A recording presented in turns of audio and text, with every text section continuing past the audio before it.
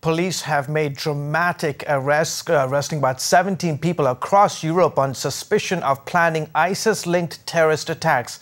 In fact, Italy's chief terrorism official said this was the most important international police operation in Europe in 20 years.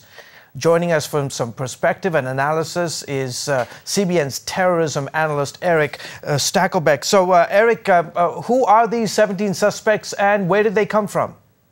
You know, George, it all centers around a cleric in Norway, of all places. His name is Mulla Krekar. Now, he is right now in a Norwegian prison, but he's a guy who has led for years, really, George. People have been wanting him deported from Norway for years back to Iraq, where he's originally from. For years, he's been connected to al-Qaeda, accused of terrorism links. Now, apparently, he was at the head of this ring really stretching throughout the continent of Europe, from Britain, Italy, Greece, Finland, Norway, and beyond.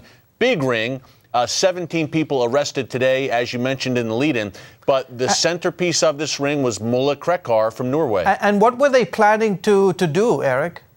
Well, what they were doing, George, was two things. Number one, recruiting people, recruiting aspiring jihadists in Europe to go to Iraq and Syria, either to join ISIS or join the al-Qaeda-linked al-Nusra Front, which operates in Syria. That's number one. Number two, they were ultimately training these fighters, or recruiting these fighters, mostly online, to wage jihad against the Kurds.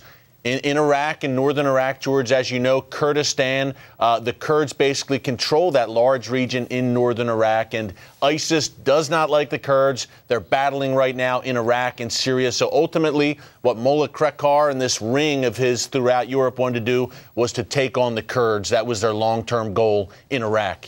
And how effective has ISIS's strategy been of cultivating homegrown soldiers within Europe's borders, and especially using the internet, online social media, Twitter, Facebook, to recruit?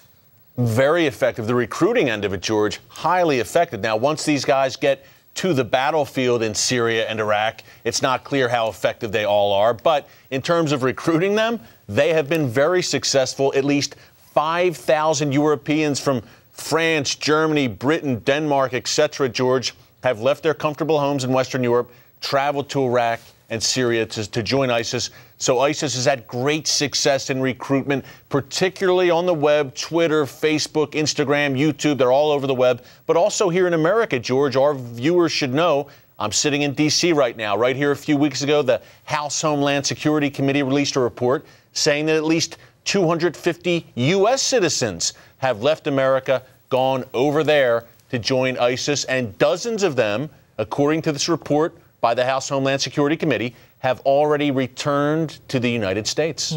And these arrests in Europe, by the way, have reportedly come as ISIS is threatening to launch attacks in Russia for Russia's role in Syria. What do you make of these new threats by ISIS?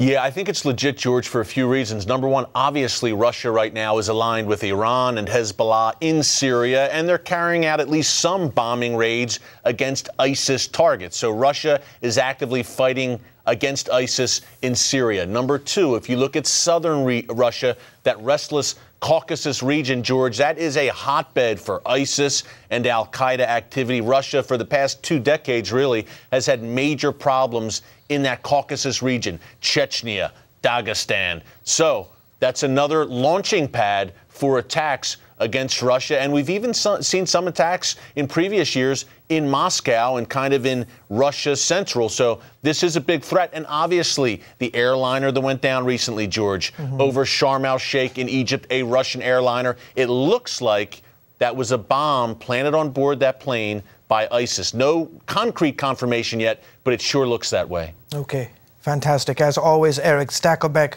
our terrorism analyst out of our Washington, D.C. bureau. As always, sir, thank you so much for your insights. Thank you, George.